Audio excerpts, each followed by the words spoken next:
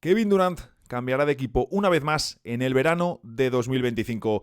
Todavía no sabemos el destino, pero todo marcha en esa dirección y se pondrá fin a la decepcionante y horrible etapa de Durant en Phoenix, no por su rendimiento individual, sino por el escaso éxito colectivo. Y sin duda, esta etapa se apuntará como otra derrota en el historial de Durant, que evidentemente tiene parte de responsabilidad, por supuesto, pero es que, como os digo, ha sido un auténtico desastre. Y sí, hablo en pasado, aunque todavía sigue en Phoenix el proyecto en marcha, pero es que hubo dos traspasos, dos decisiones que condenaron a los Suns de Kevin Durant.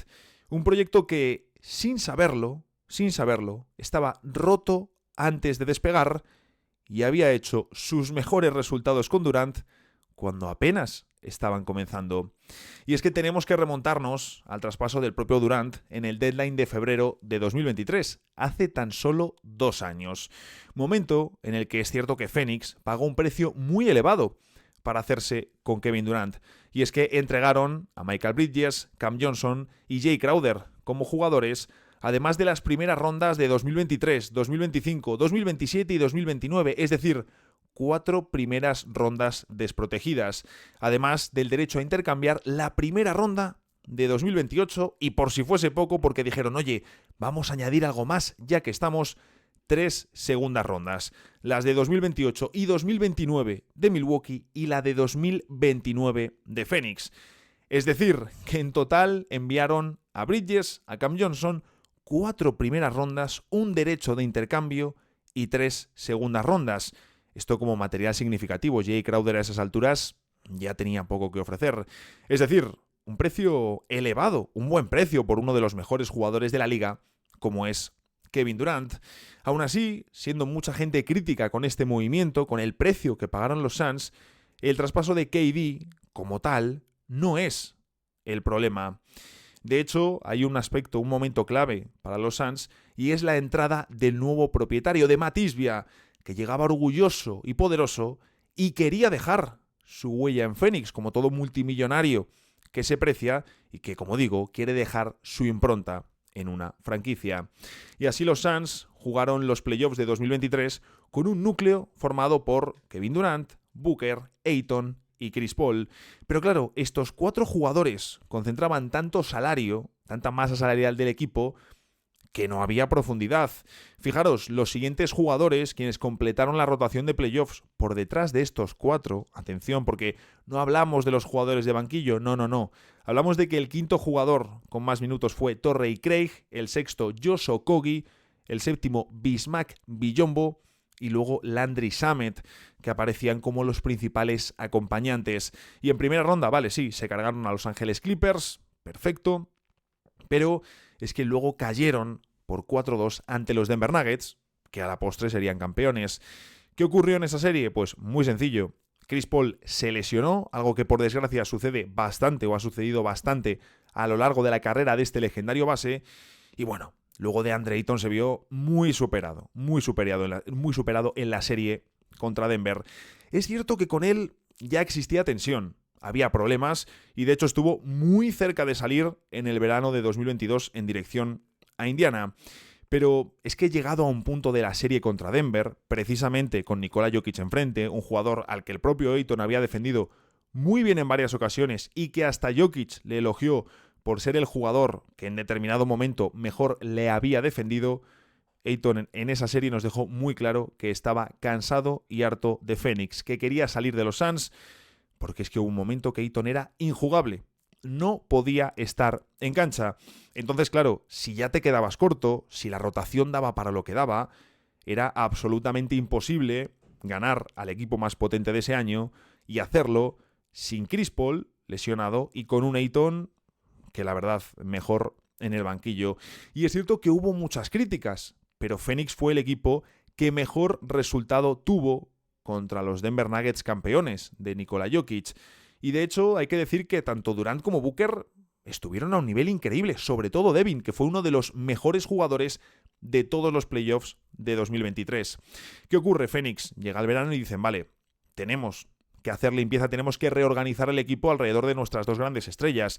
Y una de las primeras decisiones que tomaron, que además era necesaria, fue cargarse al entrenador, a Monty Williams, y como digo, se asomaban a un verano clave, porque tenían esa oportunidad de crear un auténtico equipazo alrededor de Booker y Durant.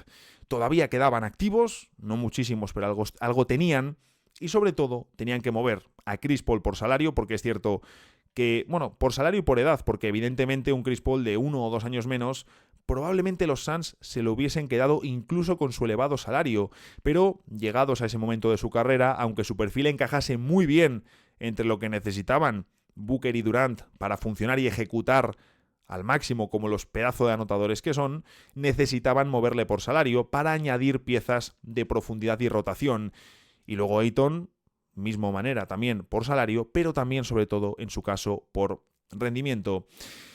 Pero fue entonces cuando hicieron dos movimientos que condenaron al proyecto. Por supuesto, el que más afectó fue el primero de ellos, el traspaso por Bradley Beal, en el que Phoenix envió a Chris Paul, Landry Shamet, 4 derechos de intercambio de primera ronda y 6 segundas rondas.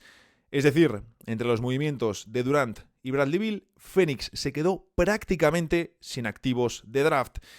A nivel deportivo, bueno, parecía que no perdías tanto, aunque claro, perder a Chris Paul era importante, porque luego el encaje de Beal al lado de Devin, ninguno va bien al 3 a tiempo completo y tampoco al base. Booker es mejor, sí, pero es que da la sensación de que son un poco cromos repetidos. Claro, le hubiese salido a Phoenix mejor la jugada, el haberse quedado a Chris Paul o incluso tratar de sacarle por piezas más pequeñas, porque además, para reforzar la situación, en abril de 2023 se dio a conocer el nuevo CBA, que anunciaba ya que venía a proclamar esos 2 aprons que iban a entrar y las restricciones tan duras que se iban a aplicar a los equipos que superasen esa barrera. Pues bien, ¿cuál fue el primer traspaso de Phoenix después de conocerse esto? Meter los 50 millones de Bradley Beal al lado de los 51 de Durant y los 49 de Booker para confirmar que efectivamente tú serías uno de los primeros equipos en ese segundo apron. Fantástica forma de empezar a rodear a Booker y Durant. Se había dado salida ya a Chris Paul, pero faltaba DeAndre Ayton. ¿Y qué hicieron los Suns? Decir, vale, ahora sí que sí necesitamos fondo de armario. Hemos cambiado a Bradley Beal y Landry Shamet, un titular y un jugador decepcionante de banquillo, por un jugador que viene para ser nuestra tercera espada, pero es que nos falta mucha rotación, nos falta mucha profundidad. Y necesitamos jugadores que sumen para allá, para ganar en 2024. Sí, tenemos a Durant y Booker como las grandes estrellas, Beal, como os decía, en esa posición de teórica tercera espada. ¿Qué hacía falta? Evidentemente un pivot, hacía falta como el comer, pero claro, también te hacía falta un alero defensivo y muy probablemente un base al lado de Booker y Beal, aunque el primer planteamiento fue que entre ellos, y por supuesto con la ayuda de Durant, se fuesen alternando la tarea de base. ¿Y qué hicieron? Pues vieron la oportunidad de reforzar el equipo metiéndose en el traspaso de Damian Lillard a Milwaukee. Y lo que hicieron ellos fue enviar a DeAndre Ayton a Portland. ¿Qué recibieron? Pues a 3 jugadores, Grayson Allen, Nasir Little y Jusuf Nurkic. Nasir Little, bueno, no sé qué comentar de él porque realmente su paso por Phoenix ha sido bastante testimonial, un jugador que decepcionó en Portland y que en Phoenix no ha hecho mucho. Luego Grayson Allen, que claro, no es un alero como tal, de hecho era otro jugador más cuya posición ideal era la de escolta, al igual que Booker y Bradley Beal. Así que ni te hacías con un alero defensivo, algo necesario siendo tus estrellas ofensivas, ni tampoco traías ese base que podía funcionar o que podía ser una alternativa desde el banquillo o para el día que Booker o Beal no estuviesen o que estuviesen ofreciendo un pobre rendimiento. Y luego el pívot que traías era Jusuf Nurkic, un veterano en quien confiabas como protector de aro y un tipo inteligente luego también en el juego ofensivo, un jugador que te iba a dar la alternativa de anotar en el poste y también bloqueos duros para jugar el pick and roll. Pero claro, en ese movimiento Phoenix no solo dio a un decepcionante DeAndre Ayton, también enviaron a Portland a un rookie que no había debutado, llamado Toumani Camara. Era el pick 52 del último draft, pero es cierto que en Arizona veían herramientas muy interesantes en el joven belga. Y efectivamente, ya en su primera temporada gustó, y en la segunda es un 4 muy, muy interesante. Un alero defensivo con tamaño, con brazos, perfecto para la NBA actual. Y oye, además te ofrece un 35% de acierto en triples. Así que Phoenix cambió a Paul y Ayton para reforzar a Booker y a Durant, pero recibieron el contrato de Bill, el contrato de un Nurkic que nunca funcionó, y además entregaron al joven Toumani Camara, que hubiese sido perfecto para acompañar a Durant en la rotación del forward. Justo el tipo de jugador que Phoenix echa de menos. Sí, también han recibido a Grayson Allen, lo mejor que ha sacado de todos esos movimientos, pero como os decía, es un jugador que se queda pequeño y poco atlético para el 3 y que además su mejor posición coincide con la de tus dos jugadores, o mejor dicho, con dos de los jugadores de mayor salario del equipo, como son Booker y Bill. Y claro, además te has quedado sin rondas del draft y además estás en el segundo apron con todo lo que supone y las restricciones que tienes. Y estaréis pensando, oye, ¡qué horror! ¡Qué horror! ¿Habrán despedido a alguien? Si hago yo esto en mi trabajo, me echan ese mismo día. Pues esperad, que hay más. Phoenix se la pega en la primera temporada full de Durant, en la primera temporada con Bradley Beal, se meten en los playoffs llorando, y reciben un contundente 4-0 de Minnesota. Luego en verano intentaron mover a Nurkic, pero nada, y la versión oficial dice que no intentaron mover a Bill. Me cuesta creerlo.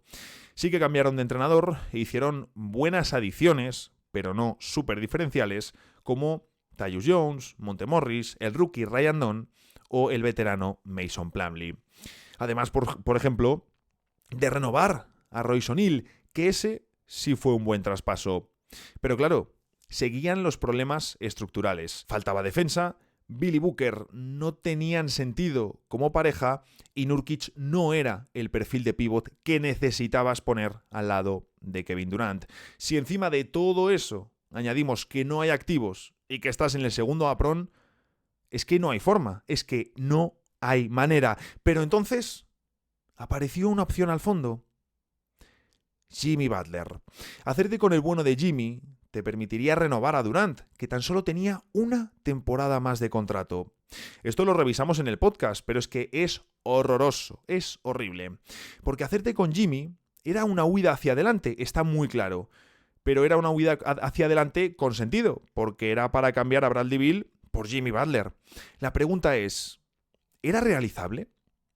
Bueno, pues Phoenix lo que hizo fue traspasar su primera ronda de 2031, uno de los activos más top de toda la NBA, de toda la liga, lo enviaron a Utah por 3 primeras rondas bastante malas a decir verdad. Claro, se daba por hecho que había un acuerdo con Miami. Sí, se sabía que se negociaba, pero se daba por hecho que si habías cambiado ese activo tan potente de 2031 por 3 primeras rondas malas, era porque eran las rondas que necesitabas para luego, efectivamente, dar salida a Bradley Beal. Pero, claro, faltaba lo más importante y de hecho Miami se lo reclamaba a Phoenix.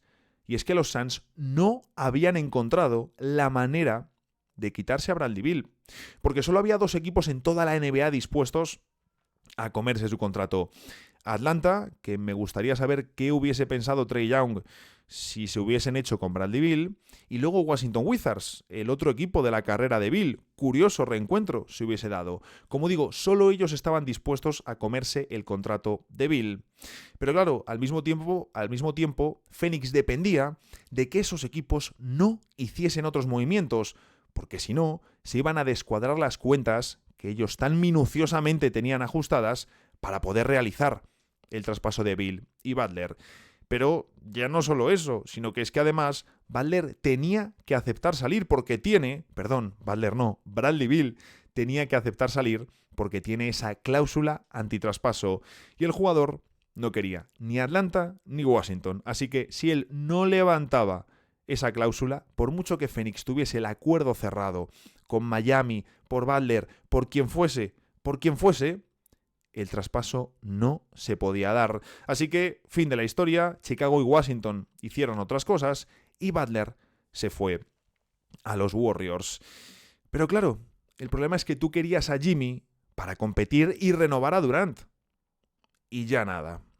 Y no solo eso, sino que se dan cuenta de que si no traspasan a Durant, van a estar peor.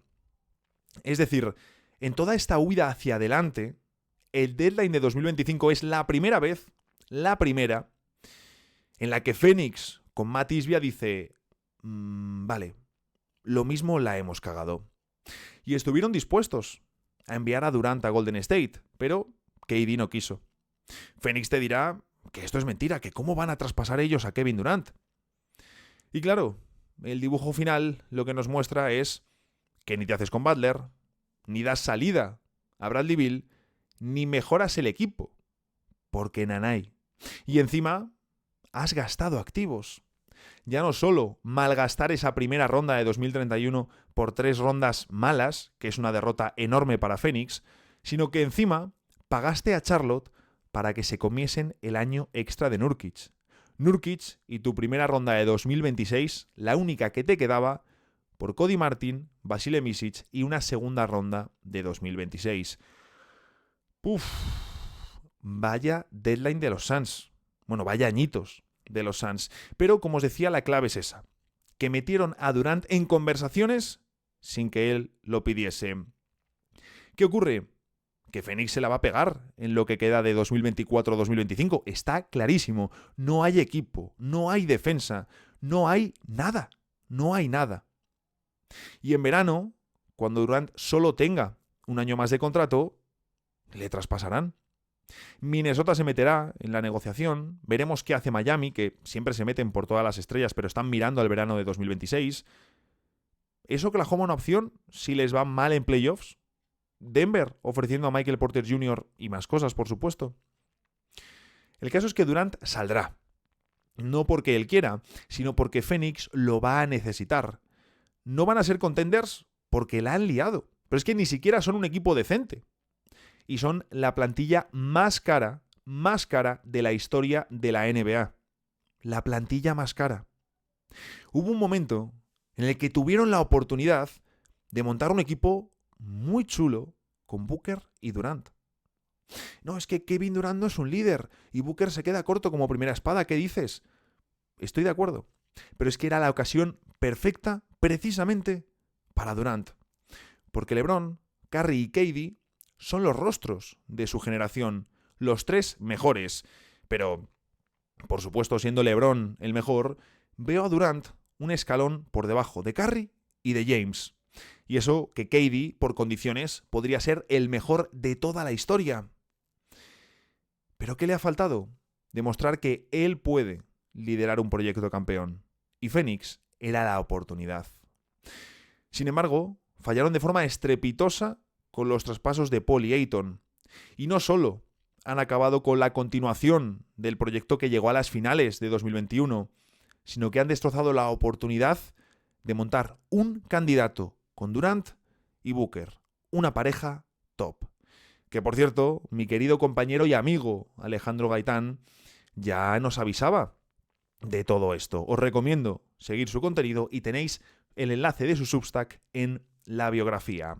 Lo dicho, Durant saldrá traspasado en el verano de 2025 y muchos correrán para apuntar otra derrota en el historial de KD.